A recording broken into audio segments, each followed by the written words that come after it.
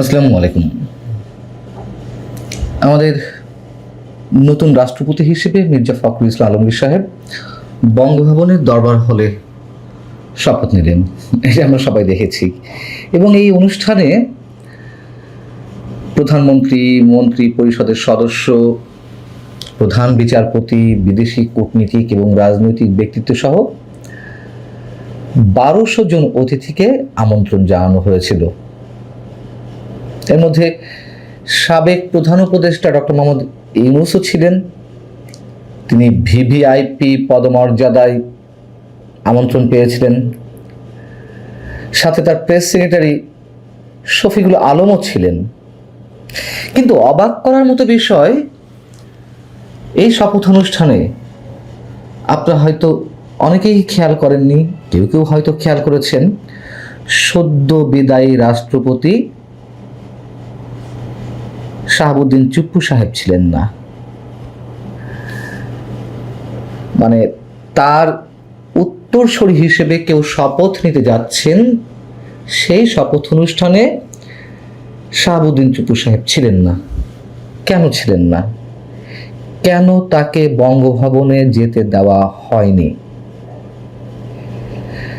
Doctor Yunus পেলেন আমন্ত্রণ VVIP পদমর্যাদায়, কিন্তু শাহাবুদ্দিন চুপ্পু পেলেন না। বিষয়টা কি, মানে এই বিষয় দুটি কি একই সূত্রে গাঁথা?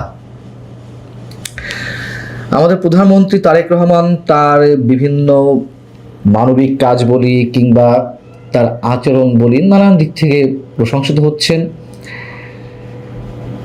ডক্টর ইউনূসকে তিনি যখন দর্শক সারিতে দেখছেন, তাকে দর্শক সারি থেকে নিয়ে এসে মঞ্চে নিজের পাশে বসাচ্ছেন। এই যে জুলাই জাদুঘর নামে কিছু একটা উদ্বোধন হলো, সেখানে এই ঘটনা ঘটেছে। এমনকি রাষ্ট্রপতির শপথ অনুষ্ঠানেও ডক্টর ইউনূস আমাদের প্রধানমন্ত্রীর পাশে ছিলেন। তাহলে প্রশ্ন হচ্ছে, কেন শাহাবুদ্দিন চুপ্পুকে আমন্ত্রণ জানানো হলো না? বিপত্তিটা কোথায়? বাধাটা কোথায়? খুব স্বাভাবিকভাবেই আমরা ধরে নিতে পারি, জামাত এবং এনসিপির ভয়ে সাবেক রাষ্ট্রপতি, সদ্য বিদায়ী রাষ্ট্রপতি শাহাবুদ্দিন চুপ্পু সাহেবকে আমন্ত্রণ জানানো হয়নি। যেহেতু তাদের দৃষ্টিতে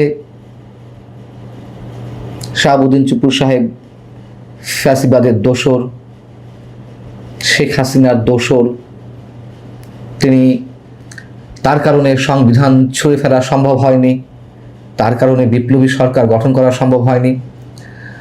অতএব শাহাবুদ্দিন চুপ্পু সাহেবকে যদি আমন্ত্রণ জানানো হতো, তাহলে জামাত এনসিপি বেঁকে বসতো, অথবা তাদেরকে খুশি করতেই আগে থেকে সদ্য বিদায় রাষ্ট্রপতি শাহাবুদ্দিন চুপ্পুকে আমন্ত্রণ জানানো হয়নি।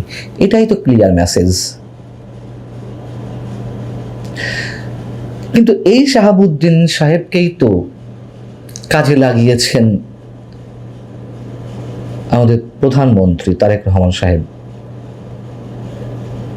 এবং সেই জায়গা থেকে কৃতজ্ঞতা বশত এবং সম্মান একই ব্যক্তির ক্ষেত্রে তাকেই তো আমন্ত্রণ জানানো উচিত ছিল সবার আগে। এবং রাষ্ট্রীয় প্রোটোকল, রাষ্ট্রীয় শিষ্টাচার তো রয়েছেই।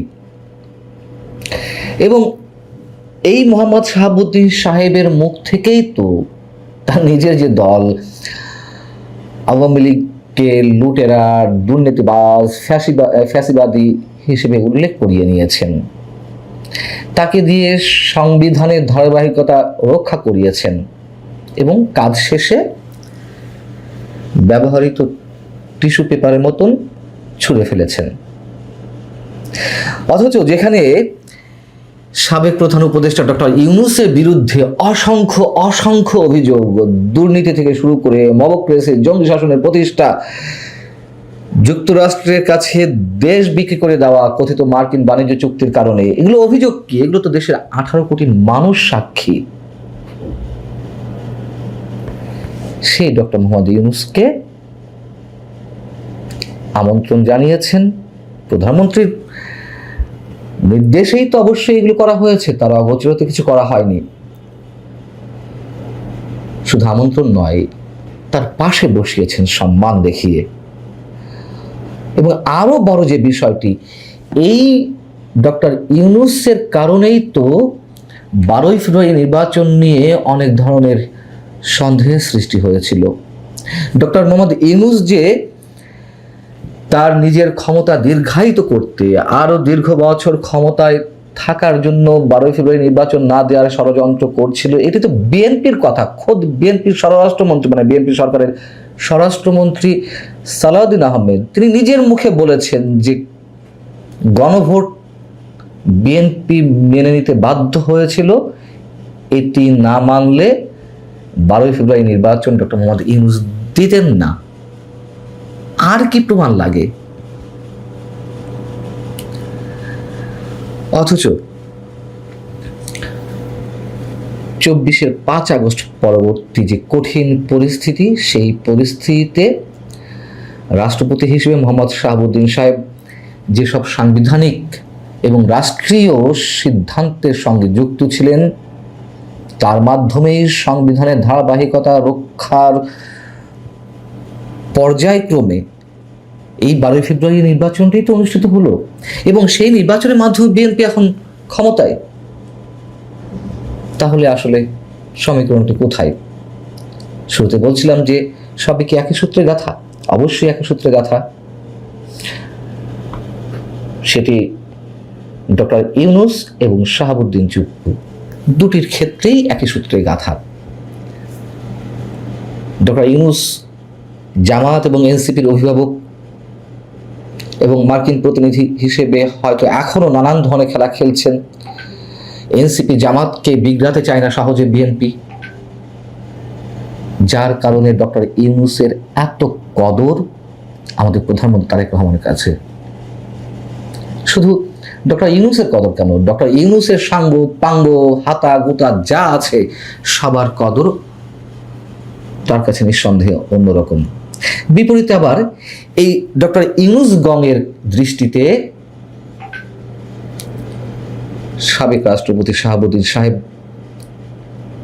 ফ্যাসিবাদের দোসর, তাদের চরম শত্রু, অতএব তাকে ডাকা যাবে না, আমন্ত্রণ জানানো হবে না। অথচ একজন সাবেক রাষ্ট্রপতিকে তার উত্তরসূরির শপথের মতন গুরুত্বপূর্ণ একটা রাষ্ট্রীয় অনুষ্ঠানে আমন্ত্রণ না জানানো নিঃসন্দেহে রাষ্ট্রীয় অসৌজন্যতা এবং রাজনৈতিক শিষ্টাচার বহির্ভূত। নিঃসন্দেহে আমরা এই কথা বলতে পারি। তার ভূমিকা নিয়ে প্রশ্ন থাকতে পারে, কিন্তু এই শাহাবুদ্দিন সাহেবকে দিয়েই তো বিএনপি সব কাজ করিয়ে নিয়েছে। 2009 সালে আওয়ামী লীগ মনোনীত প্রার্থী হিসেবে যখন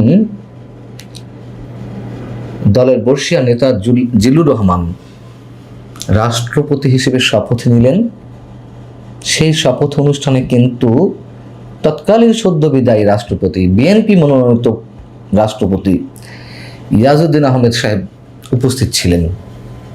এটা রেওয়াজ একটা।